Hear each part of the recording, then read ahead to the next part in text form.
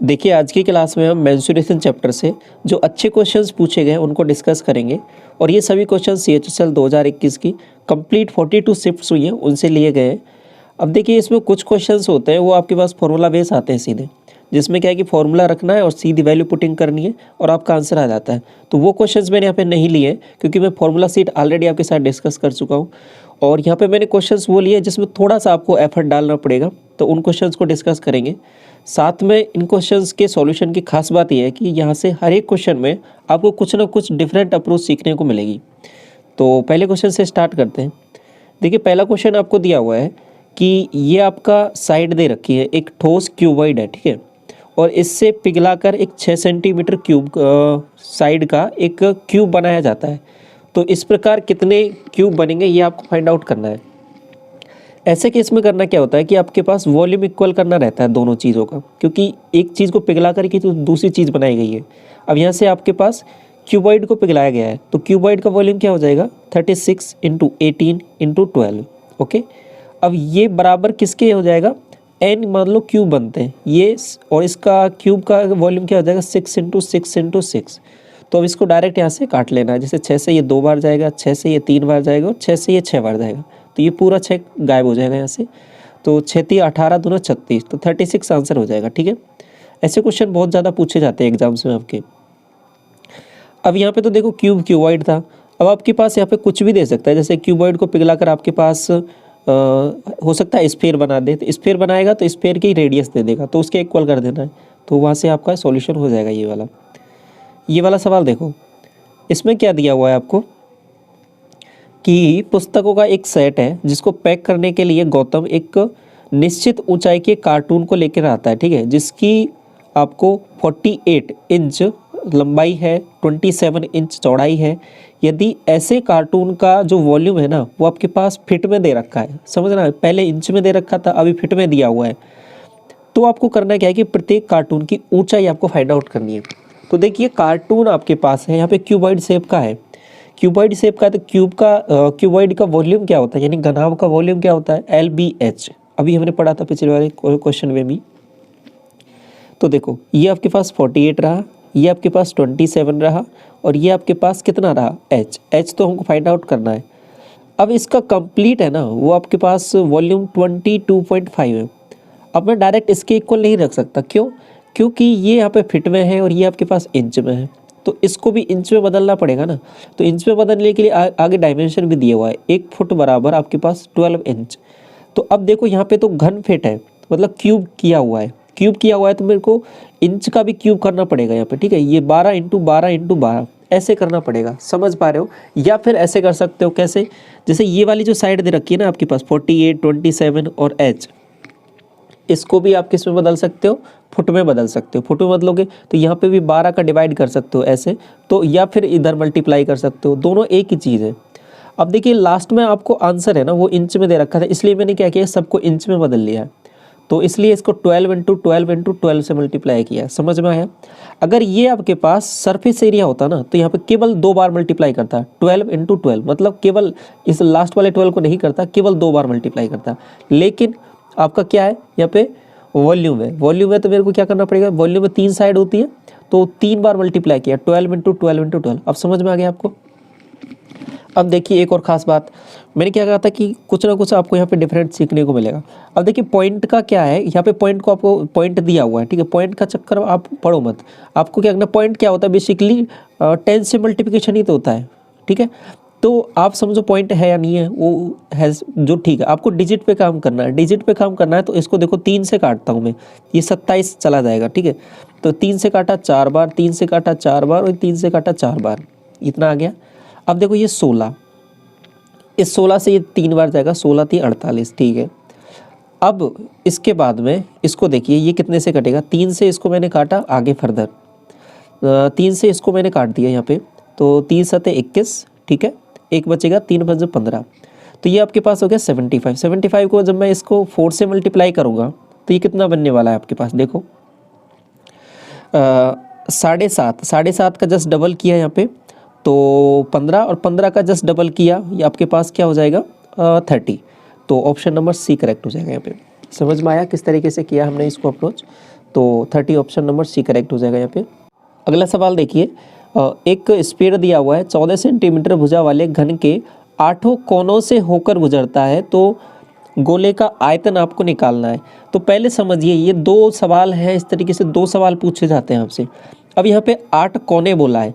अब इसका मतलब ये मत समझ लेना आप कि आपका कोई स्फीयर है तो इस तरीके से अंदर बना हुआ है, ठीक है, ऐसा मत समझ लेना बिल्कुल, ठीक है, ऐसा नहीं है ये स्फीयर कि अंदर बन रहा हो। अगर अंदर बनेगा, समझ रहे हो, अगर अंदर बनेगा तो ये क्या है कि इसकी केवल 6 सरफेस को टच करेगा। अगर यहाँ पे 6 सरफेस दिया होता तो सवाल अलग तरीके से होता, फिर यहाँ पे जो रेडियस आता वो आपके पास 7 आ जाता, समझ पा रहे हो। लेकिन आपको यहाँ पे बोला कि 8 कोनों को टच करता है। 8 कोनों को टच करने का मतलब क्या है कि स्फीयर कुछ बाहर बना हुआ है, ठीक है, स्फीयर है वो बाहर बना हुआ है आपका इस तरीके से। ये आपका स्फीयर रहा तो ये बाहर बना हुआ है जो इसको टच कर रहा है। अब यहाँ पे समझने की बात क्या है कि इसका रेडियस कैसे निकलेगा। जो इसका डायमीटर होगा ना, इसका डायमीटर स्फीयर का, वो आपके पास ये जो अंदर क्यूब बन रहा है इसके डायगोनल के बराबर होगा। अभी पहले क्या होता कि डायमीटर हम रेडियस निकालने के लिए हम इसका जस्ट हाफ कर देते, लेकिन यहाँ पर रेडियस निकालने के लिए हमें क्या करना पड़ेगा, डायगोनल का हाफ करना पड़ेगा। तो ये तो इसकी साइड दे रख के पहले डायगोनल निकालते हैं। तो डायगोनल किसका, ये डायगोनल किसका आ रहा है, क्यूब का। क्यूब का डायगोनल कितना आता है, साइड √3, ठीक है। तो 14√3 ये आपके पास डायगोनल आ गया। और यही किसके बराबर होगा, डायामीटर के। डायामीटर किसके, आपके पास स्फीयर के। तो रेडियस क्या हो जाएगा, जस्ट हाफ हो जाएगा, 7√3, ठीक है। अब यहाँ पे आप सवाल समझ में आया कि ये थोड़ा सा यहाँ पे ट्विस्ट है। तो रेडियस आ गया 7√3। अब तो आगे सवाल में कुछ है नहीं, तो आपको निकालना क्या है, वॉल्यूम। वॉल्यूम क्या हो जाता है 4/3, और पाई का मतलब 22/7, r³ का मतलब 7 × 7 × 7 × और √3 का करूँगा आपको तो क्या हो जाएगा 3√3। ओके, देखो 7 से 21 ये पूरा चला जाएगा, तो 7 से 21 ये पूरा चला जाएगा। ओके, तो अभी क्या करना है, इसको आगे फर्दर मल्टीप्लाई कर लेते हैं। ये 49 हो जाएगा। ओके, ये 49 हो जाएगा, और 49 का मतलब, और ये आपके पास कितना हो जाएगा 88, 49 × 88, ये आपके पास 49, और इसको मल्टीप्लाई करना है 88 से। तो मल्टीप्लाई कर लेते तो कितना, और √3 तो आना ही आना है, ठीक है। तो √3 तो आना ही आना है। तो 8 × 9 = 72, और 8 × 4 = 32 और 72, ठीक है, 32 और 72 ऐड किया, 4 और 10 104। 104 का मतलब 104 में 7 और ऐड करेंगे तो 111, 111 और 4 8 32, 32 और 11 43, 4312, 4312 √2। तो ऑप्शन नंबर कौन सा दे रखा है, √3 आएगा ना, सॉरी। तो आपके पास ये देखो, ऑप्शन टिक करते टाइम आपको ये नहीं कि √2 आप टिक कर दो, नहीं, √3 आएगा। √3 समझ में आ गया क्यों आएगा। अब देखो एक चीज़ से भी देखा जा सकता है यहाँ पे, यदि आपने जब साइड निकाल लिया था 7√3, तो फिर आप 7 की 11 की जो डिविजिबिलिटी है उससे भी चेक कर सकते हो। जैसे कि यहाँ पे 3 2 5 और 4 1 5, तो इससे भी आप थोड़ा सा यहाँ पे सोच सकते हो कि डायरेक्ट कर सकते हो। बाकी ये ऑप्शन आपका नहीं होगा, ये भी 11 से डिविजिबल है, √2 को हटा देंगे, लेकिन √2 तो आएगा नहीं, हमने बोला था √3 आएगा। तो यहाँ से कैलकुलेशन थोड़ा सा बच सकते थे। ये वाला देखो, आपको बोला क्या है कि एक आयताकार टंकी है पानी की, जिसकी आपको साइड से दे रखी है, इसमें कितना लीटर पानी आ सकता है। देखो साइड दे रखी है मीटर में और पूछा आपसे लीटर में, तो पहले आपको ये पता होना चाहिए मीटर लीटर क्या होता है। देखो मीटर लीटर में कुछ फ़र्क नहीं होता, केवल जो एक मल्टीप्लिकेशन फैक्टर होता है 1000 का, उससे मल्टीप्लाई करना रहता है। तो देखो 0 0 है, तो 0 0 जब मैंने क्या कहा था कि जो 10 से मल्टीप्लाई करना हो, 100 से, 1000 से, बस क्या होता है कि आपके पास जो पॉइंट है वो बदलता है इधर उधर। तो आपको तो केवल डिजिट पे काम करना है, तो आपका आंसर यहाँ से वैसे भी निकल जाएगा। यदि आपको एक कन्वर्जन पता भी नहीं है तो भी आपका निकल जाएगा। तो सीधा मल्टीप्लाई कर लेते हैं, 1.5 × 3 × 3.5। तो अब पॉइंट को भूल जाओ आप तो सीधा मल्टीप्लाई कर लो। 35 दूना 70, 105, 105 को 15 से मल्टीप्लाई करूँगा तो 15 5 75, और आपके पास 15 1 15। तो 15 75 कुछ ऐसा दिखना चाहिए, कहीं ऑप्शन में दिख रहा है क्या, देखो एक ही ऑप्शन में दिख रहा है। अब पॉइंट लगने हैं, 0 लगने हैं, वो अपने आप यहाँ पे सेटिस्फाई हो जाएंगे, ठीक है। तो ऑप्शन नंबर सी। बाकी बेसिक से करना, पॉइंट पॉइंट लगा के करोगे तो वैसे भी कर सकते हो, वैसे भी आपका आंसर आ जाएगा। बस ध्यान ये रखना लास्ट में 1 मीटर क्यूब होता है ना, वो आपके पास 1000 लीटर के बराबर होता है, ठीक है। तो जो भी वॉल्यूम आएगा उसको फिर 1000 से मल्टीप्लाई कर देना है, तो फिर आपका कन्वर्जन एग्जैक्ट करके आंसर यही आ जाएगा। और एक चीज़ और ध्यान रखना कि 1000 सेंटीमीटर क्यूब बराबर 1 लीटर। तो ये 2 कन्वर्जन आपको ध्यान रखने हैं। यदि लीटर को सेंटीमीटर बदलना है तो ये आ जाता है, और 1000 लीटर बराबर होता है आपके पास 1 मीटर क्यूब, ठीक है। ये दोनों कन्वर्जन थोड़े से ध्यान रखने हैं। तो समझ में आया।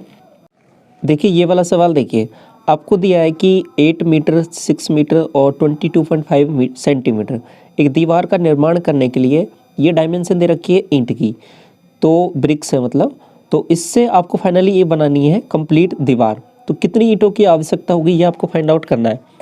तो देखिए क्या करेंगे, इसका वॉल्यूम इसके वॉल्यूम के इक्वल कर देंगे। तो यहाँ पे जैसे कि 8 मीटर लिखा मैंने और इसको 6 मीटर लिखा, इसको भी मीटर में बदलना है तो मैंने क्या कर दिया 0.225 कर दिया, और इज इक्वल टू इसको भी फिर सबको मीटर में बदल लेते हैं, तो 0.25 कर दिया, 11.25 कर दिया, और 0.06। देखो आपको यहाँ पे इस तरीके से बेसिक अप्रोच तो ये होगी इनटू एन। लेकिन मैंने क्या कहा था कि आपको पॉइंट का चक्कर में आपको नहीं पढ़ना है, ठीक है। आपको तो क्या करना है, केवल डिजिट पे काम करना है। तो मैंने क्या किया, यहाँ पे देखो 8 लिखा। मुझे पता है कि सेंटीमीटर और ये कुछ सेंटीमीटर में दिया हो, कुछ मीटर में दिया हो, लेकिन उससे फ़र्क क्या होगा आंसर में, क्या ऐसा कुछ ही तो आएगा। जैसे कि अगर मेरा आंसर 64 आ रहा है, तो अगर ऑप्शन में मेरे पास ऐसा हो कुछ 6400, 64,000 या कुछ भी आंसर हो सकता है, जैसे कि या फिर 6800 या फिर 68,000, तो मैं एक्चुअल कैलकुलेशन करूंगा, ठीक है। लेकिन ऑप्शन देखो यहाँ पे थोड़ा, सभी ऑप्शन अलग अलग है, सभी ऑप्शन अलग अलग है, मतलब जीरो का कोई फ़र्क नहीं पड़ने वाला। मैं केवल डिजिट पे काम करूंगा। तो देखो मैं क्या करता हूँ, इसमें 8 लिखा मैंने, 6 लिखा, और यहाँ पे 22.5 को 25 लिख दिया, ठीक है। अब यहाँ पे 25 लिखा, और ये आपके पास 1125 लिखा, और ये 6 लिख दिया, हम इनटू एन। अब मैं क्या करता हूँ, मुझे पता है पॉइंट लगने वाले हैं, क्या लगने वाला, लेकिन मैं केवल डिजिट पे काम करता हूँ। देखो 1125 है ना कहीं इसका जस्ट डबल है 1125। तो अब इसमें आने वाला है ये, तो 1125 कहीं ना कहीं ये 2 टाइम्स कटेगा इससे, ठीक है। अब मुझे पता है 0.2 बार कटेगा, लेकिन मैंने 2 टाइम्स इसको काटा।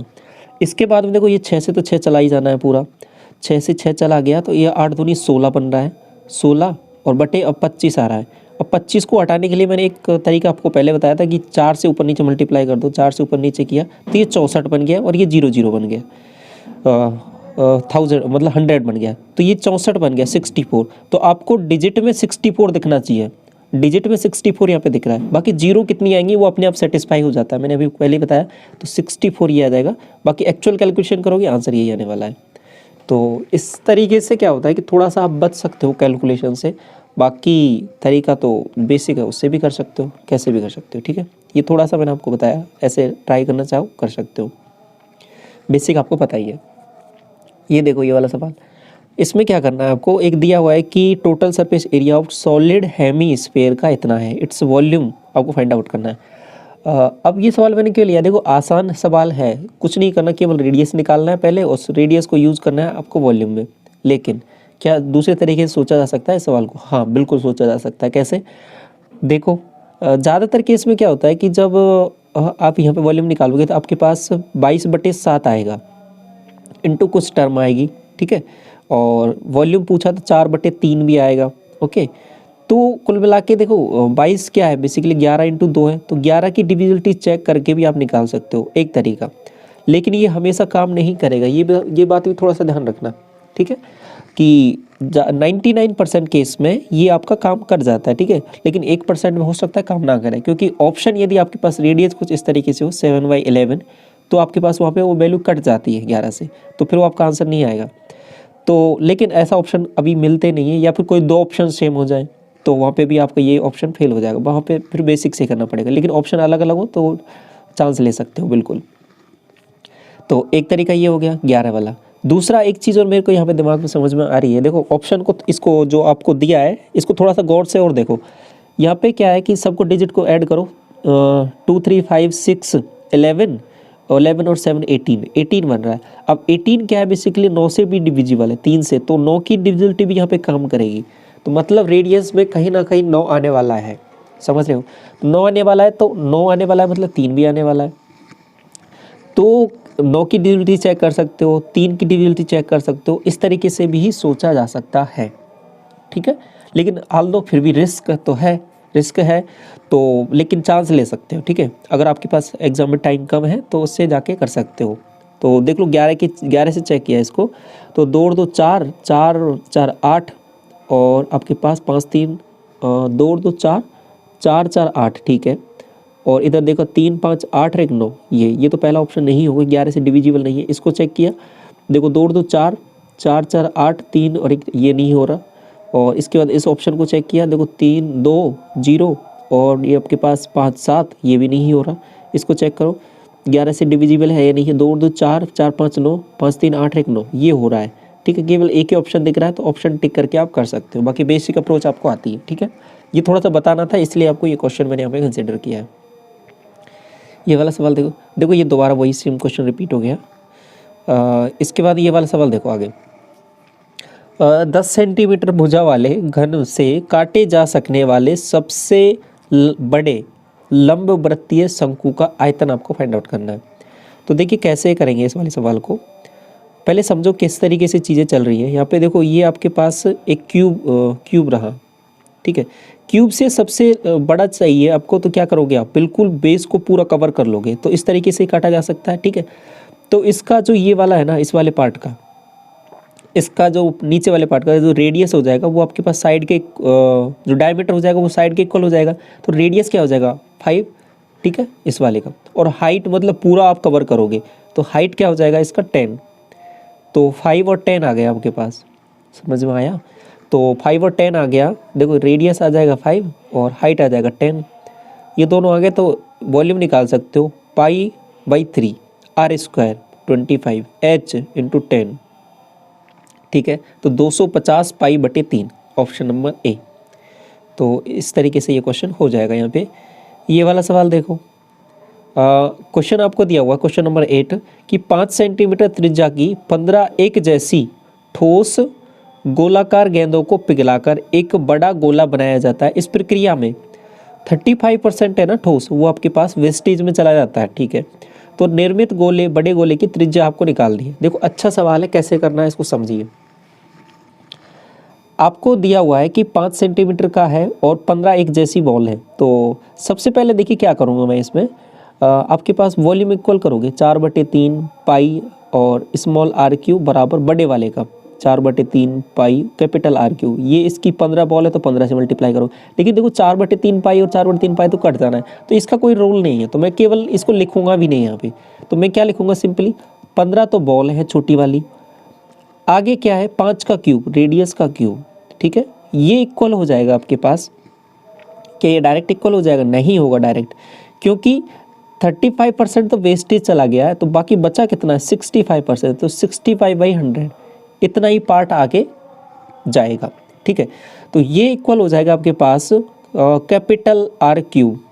बात समझ में आई कैसे किया हमने ये वाला सवाल।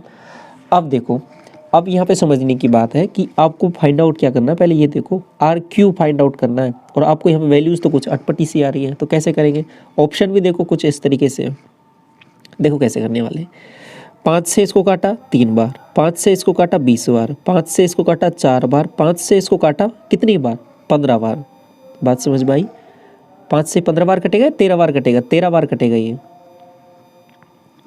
13 बार, 13 5 65। ओके, अब देखो यहाँ पे नीचे है 4, ओके, और ये आपके पास क्या 13 × 39, ये 39 × 125 डिवाइड बाई 4, और इसका भी आपको निकालना है क्यूब रूट। तो मैं क्या करता हूँ, देखो 2 से ऊपर नीचे मल्टीप्लाई कर देता हूँ, थोड़ा सा आसान कर रहा हूँ चीज़ों को। तो अब ये तो हो जाएगा 250, तो ऊपर क्या बन जाएगा देखो 39 × 250 और डिवाइड बाई 8। समझ में आया सवाल थोड़ा सा किस तरीके से चीज़ों को हम कर रहे हैं यहाँ पे। अब देखो नीचे यदि मैं इसका क्यूब रूट निकालूंगा तो नीचे से तो केवल 2 आ जाना है यहाँ पे, ठीक है। 8 से तो 2 आ जाएगा, इसलिए मैंने 2 से ऊपर नीचे मल्टीप्लाई किया, तो नीचे तो क्या आ गया आपके पास 2। ये बात समझ में आ गई आपको। और ऊपर देखो, ऊपर क्या हो रहा है कि 25 से मल्टीप्लाई करना है 39 को, तो पहले मल्टीप्लाई कर लेते हैं पूरा। देखो 25 से किया, 25 9 225 तो 22, और 25 थी 75, 75 2 77 और 97, ये आपके पास आ गया। अब इसका बटे में 8 है, ठीक है। तो अब इसका मुझे क्या लेना है, क्यूब रूट। तो r की वैल्यू यहाँ पे देखो, r की वैल्यू क्या आ जाएगी, इस वाली वैल्यू का, पूरी वाली का 9750, इसका क्यूब रूट डिवाइड बाई 2। अब सवाल ये बन गया है, इसको सॉल्व करना है। अभी आपके लिए थोड़ा सा काम है जो करना है आपको यहाँ पे, तो इसको समझो। अब देखो मैं यहाँ पे क्या करने वाला हूँ, देखो आपको क्या है कि ये जो वैल्यू है ना, ये आपके पास ये वाली जो वैल्यू देख रही है, यदि ये 8000 होती ना, 8000 होती तो आप आसानी से निकाल लेते। इसका क्यूब रूट कितना आ जाता, 20 आ जाता, क्योंकि 20 का क्यूब करता हूँ तो मेरे पास 8000 आता है। तो अब ये 8000 से थोड़ी सी बड़ी है, तो मुझे तो पता लगे 20 से थोड़ी सी बड़ी आने वाली है। तो अगर ये 8000 होता तो 20/2, तो आंसर क्या आ जाता, मेरे पास 10 आ जाता। बात समझ पा रहे हो, बात समझ पा रहे हो जो मैं बोलना चाह रहा हूँ। अगर ये 20 होता, लगभग 8000 होता, तो ये आंसर मेरा 10 आ जाता। तो अब देखिए 10 के आसपास कोई ऑप्शन है क्या आपके पास, यहाँ पे देखो ये 16 है, 16 तो किसी भी हालत में नहीं हो सकता, ये 34 तो नहीं हो सकता, 12 भी नहीं हो सकता, क्योंकि 12 का जब क्यूब करोगे तो आपके पास बहुत बड़ी वैल्यू आने वाली है। बात समझ पा रहे हो, बात समझ पा रहे हो। तो फिर आगे अब देखो, आप जब ये जो वैल्यू है ना आपके पास, ये वाली जो वैल्यू दे रखी है, यदि आपको तो यदि क्यूब याद है तो और भी आसान हो जाएगा, ठीक है।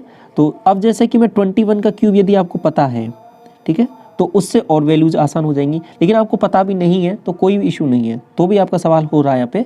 तो 20 का क्यूब लगभग 8000 के लगभग होता है, तो इससे थोड़ी सी वैल्यू आपके पास बड़ी दे रखी है यहाँ पे 9750। लेकिन ये 12 का क्यूब के बराबर तो बिल्कुल नहीं है, 12 का क्यूब तो बहुत ज़्यादा हो जाता है। तो फिर आपका आंसर क्या हो जाएगा यहाँ पे, अप्रोक्सीमेट करके यह ऑप्शन नंबर सी करेक्ट हो जाएगा, 10.68। तो समझ में आया किस तरीके से थोड़ा सा हमने इसको अप्रोच किया है।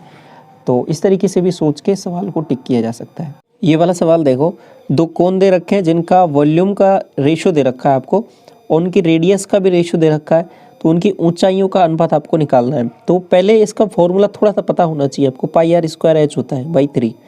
तो ये तो कांस्टेंट टर्म है, इनको तो हटा दो, r²h ये वाली टर्म रहती है। अब यहाँ पे जो ये वॉल्यूम दे रखा है 11 और 16, अब यहाँ पे r की टर्म का स्क्वायर आता है, तो मैं नीचे इसको यदि मुझे h निकालना है तो मैं क्या करूँगा, कंप्लीट वॉल्यूम में केवल r² का भाग दे दूंगा। तो r² का भाग दे दूंगा तो ये हो जाएगा 9, इधर हो जाएगा 16, ये भाग दे दिया तो 16 से 16 कट जाएगा, तो 11:9, तो ये 9 उधर जाएगा तो 11:9। तो ये आपके पास इनकी हाइट का रेशो आ जाएगा, ऑप्शन नंबर ए करेक्ट हो जाएगा। ये वाला सवाल देखो, इसमें क्या दिया हुआ है आपको कि जैसे ही हवा एक गोलाकार गुब्बारे में भरी जाती है, इसकी रेडियस 7 से 14 हो जाती है, तो दोनों परिस्थितियों में गुब्बारे का आयतन आपको फाइंड आउट करना है। तो ये सवाल मैंने कल भी डिस्कस किया था, इस तरीके का कंसेप्ट। वहाँ पे आपके पास वॉल्यूम नहीं, एरिया से मैंने डिस्कस किया था, वहाँ पे वॉल्यूम का भी मैंने आपको बताया था कि यदि वॉल्यूम का आ जाए फ्यूचर में तो उसको कैसे करना है। तो देखो दोबारा सवाल आपके पास आ गया है, तो कैसे कर लेंगे इसको। आपके पास क्या है, देखो एक्चुअल वैल्यूज़ जो दे रखी है उन पे नहीं चलना है। जब आपके पास रेशियो दे रखा हो तो वैल्यूज़ पे नहीं चलना, केवल अनुपात पे चलना है आपको। जैसे कि ये a है या फिर ये r है और ये आपके पास 2r है, समझ पा रहे हो, ये r है ये 2r है। तो वॉल्यूम क्या होता है, बेसिकली क्यूब होता है, इसका r³ हो जाएगा, इसका 8r³ हो जाएगा। अब हालांकि वैल्यूज़ में इसमें आके कुछ कांस्टेंट टर्म आने वाली है, जैसे कि स्फीयर में 4/3 πr³, लेकिन वो तो कांस्टेंट रहती है तो वो तो कट जाएंगी। तो वॉल्यूम जो इनका रहता है वो इनके रेडियस के क्यूब के प्रोपोर्शनल रहता है, ऐसा समझा करो। तो अब यहाँ पे ये इसका r³ हो गया, इसका 8r³ हो गया, तो रेशियो यदि मैं निकालूंगा तो 1/8 आ जाएगा, ठीक है, ऐसा हो जाएगा, ठीक है। तो ये वाला सवाल देखो, एक फ्रस्टम दिया हुआ है, राइट सर्कुलर कोन, जिसका रेडियस बेस का 5 है, टॉप का 3 है, कोन आपको पता ही है, ये आपके पास 5 रेडियस दे रखा है यहाँ का, और यहाँ का आपके पास 3 दे रखा है। इसकी जो हाइट है, हाइट आपको दे रखी है कितनी, 6 दे रखी है आपको, इसका वॉल्यूम फाइंड आउट करना है। तो ये सवाल मैंने इसलिए लिया क्योंकि आपको फॉर्मूला कभी कभी भूल जाते हो इसका, इसलिए मैंने फॉर्मूला आपको रिवाइज कराने के लिए ये सवाल कंसिडर कर लिया, बाकी आसान सवाल है। फॉर्मूला ध्यान रखना, πh/3, और इसका फॉर्मूला हो जाएगा r1² r2², ठीक है, प्लस R1 इंटू R2, ये आपका एक फॉर्मूला होता है इसका। ये वाली टर्म को ध्यान रखना, ये वाली टर्म आप भूल जाते हो, मिस कर जाते हो, लेकिन ये वाली टर्म भी होती है इसमें, तो इसलिए इसको रिवाइज करने के लिए ये सवाल ले लिया मैंने यहाँ पे।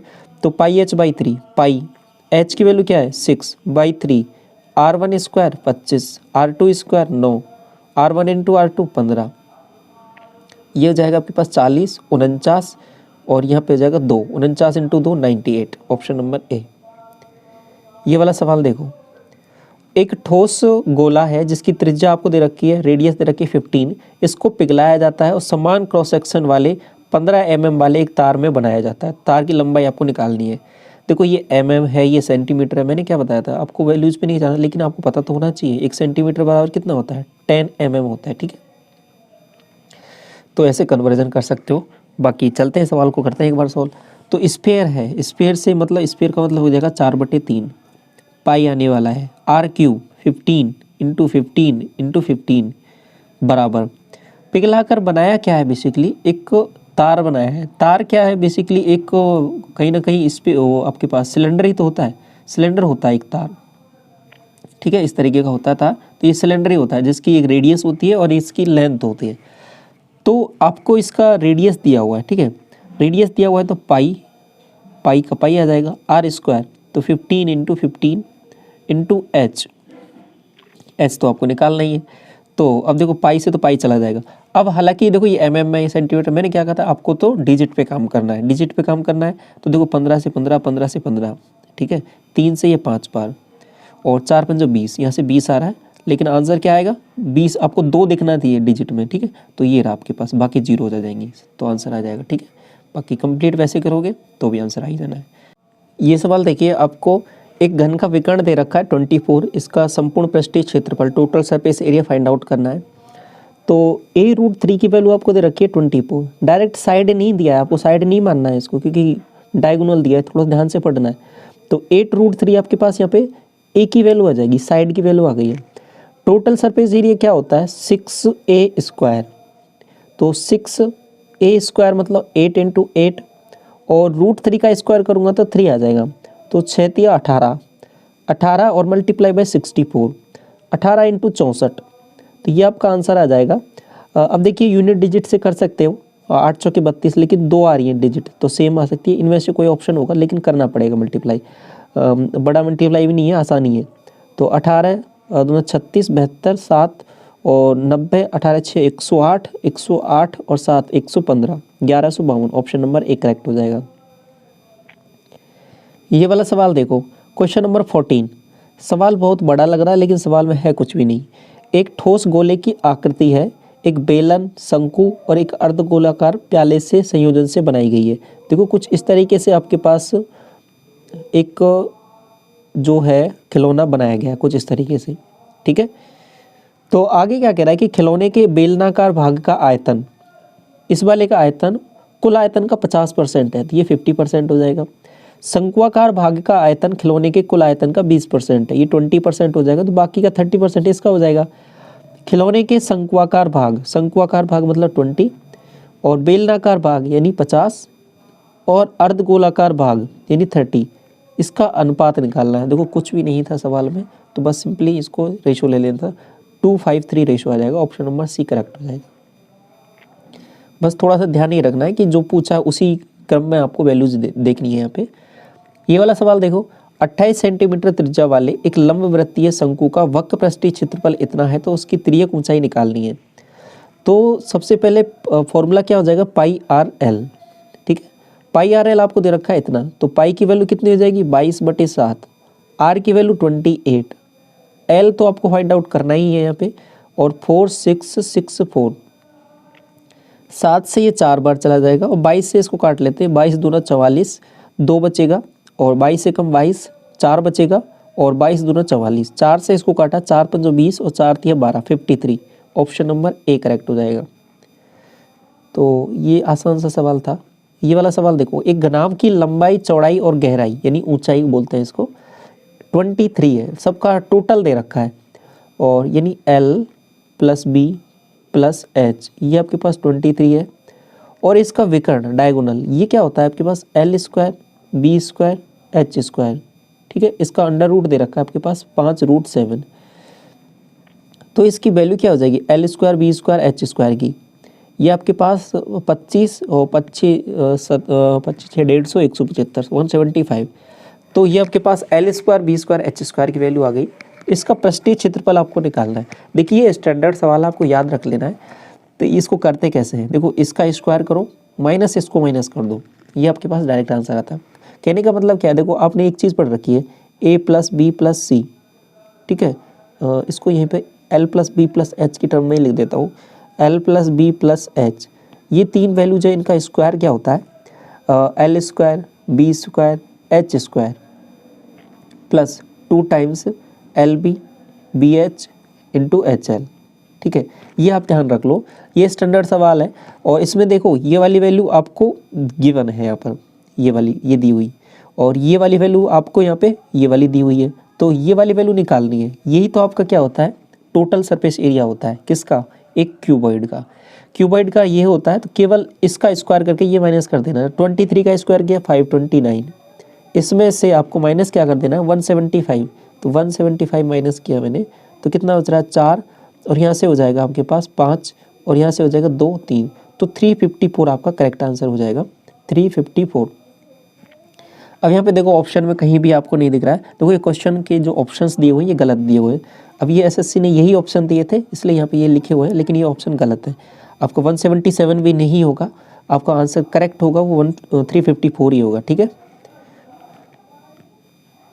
ये वाला सवाल देखो, एक मंदिर के शंकुआकार भाग की तिर्यक ऊंचाई 10 है, इसके आधार की त्रिज्या इतनी है, इसको पेंट करने के लिए अनुमानित लागत 7 रुपये प्रति 1 मीटर स्क्वायर है।